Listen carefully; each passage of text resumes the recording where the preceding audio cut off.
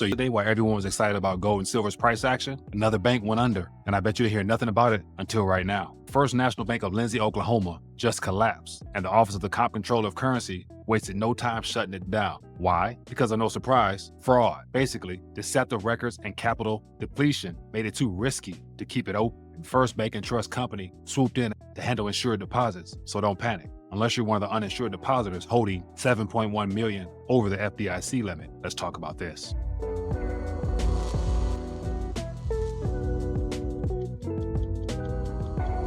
All right, so I want to take a minute and share with you some developing news on all the problems in the banking sector. Like I've mentioned in several videos before, we're nowhere clear from some type of systemic banking event that could be drawing closer as the days move forward. But anyway, I want to take and share with you some headlines and just highlight a scenario so that you'll know what's going on, which will also be more fuel for the fire as to why you should continue to get your weight up as always recommended. So if you guys want to see more of these little news, debriefings, and updates, then definitely hit that thumbs up button. Make sure you subscribe, click the bell notification so you'll be informed when stories come across my desk and I try to deliver it to you in a very quick format. But let's jump right in. So here we have an article entitled Oklahoma Bank Fails Amid Claims of False and Deceptive Bank Records. And this came out as of last evening at 8:26 p.m. As always, whenever there's banking events, it usually goes down at the very end of the week, heading into a weekend, so it doesn't cause any panic. So it's good to say this event here was brewing well throughout the week, and they decided to take action on a Friday after working hours when everyone left for the day to go home and enjoy their weekend. We had a banking event. But let's dive in. It says First National Bank of Lindsay, Oklahoma was shattered by the Office of Comptrollers and taken over by the Federal Deposit Insurance Corporation on Friday. It says First Bank of Trust in Duncan, Oklahoma assumed the First National Banks of Lindsay's insured deposits. It says the only office of the First National Bank of Lindsay will resume normal business hours as a branch of First Bank and Trust on Monday morning. And according to the bank branch here, when you type in First National Bank of Lindsay, this is the information that is provided. It says here, member FDIC number 4134 and locations one branch in Oklahoma. The headquarters is 100 South Main Street, Lindsay, Oklahoma. But then when you go to the website here, this is what comes up on the screen.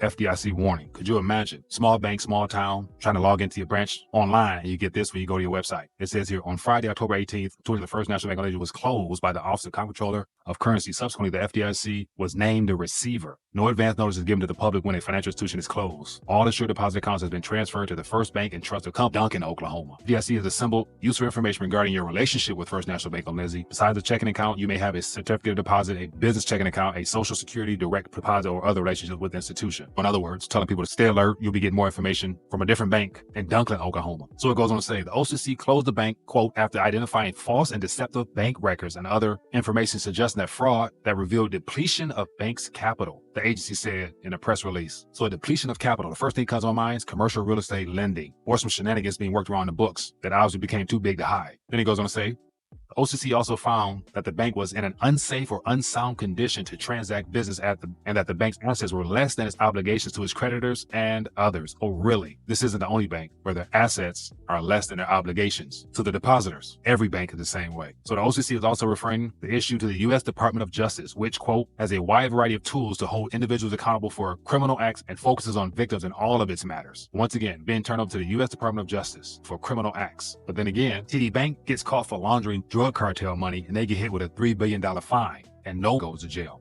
So it goes to show it's only the banks that are not considered systemically important that end up getting punished for criminal behavior. Then he goes on to say the FDIC will make 50% of uninsured funds available to depositors on Monday, the FDIC said. That amount could increase as the FDIC remaining assets of the bank. So here you have a bank that's shuttered, and no doubt going into this weekend, depositors are a little bit concerned given the fact that they're hearing about suspect activity on the books. And then you have the FDIC stepping in to make 50% of uninsured funds available. So literally, if people all decided to go down there and withdraw all their funds, they could do it because the FDIC is only stepping in with half of what they think is theirs. That's a problem. Then he goes on to say the failure is causing an unusually large estimated hit to the FDIC's deposit insurance fund, which is that pot of money that banks pay into to resolve failed banks. Once again, the FDIC, which is supposed to be the insurer of all these banks, they're having financial problems because there's not enough funds in there.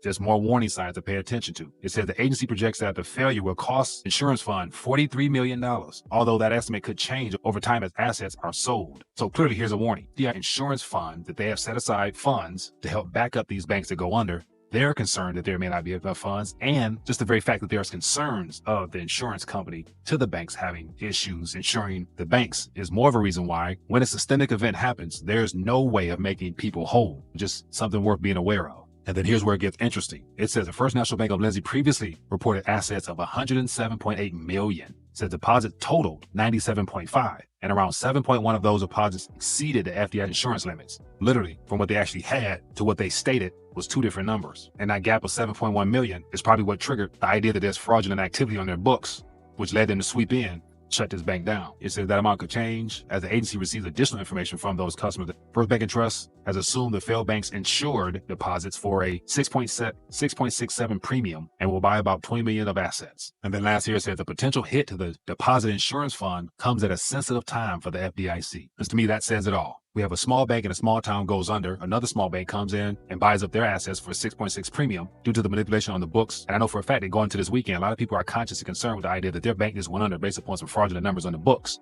And therefore, come Monday, there's going to be a lot of people concerned. They may want to go down and withdraw some funds, but then again, F is only insuring half of that. So once again, this web of debt and currency destruction that the banks are a part of right now, whether it's a small bank or a globally systemic important bank, it's all the same system. And as we just saw, FDIC doesn't have enough funds to cover fully without concern a small bank. Then what does that say about a dozen or 100 or 1,000 banks? They might experience some issues in the next couple of months or a year. Once again, just bringing this to you so that you'll be aware of what's happening in the news, and in particular head into the weekend. And this is not to do anything with the whole silver gold activity, which of course we know is true money, sound money, and the best money to be in to minimize your risk to systemic events like what might be unfolding right now. But anyway, want to take a minute, share some thoughts, keep you up to date on what's going on. If you found value here, hit that thumbs up button, make sure you subscribe, hit the bell notification. And if you want to be a blessing to the channel, take this, share so other people can find out the risk that are at stake in the banking system at this current moment, in the midst of a monetary reset. And as always, can't just talk about the problems without presenting some strategies as well. If you haven't, head over to mysilverteam.com and consider joining the Silver Team, where you get a chance to save in real sound money to protect yourself against currency manipulation, government indebtedness, what looks like an underinsured company, and the overall monetary reset by allocating silver on an auto ship basis that allows you to save, share, and earn, which to me is the perfect business model. And then lastly, don't forget to get the most affordable gold on the market right now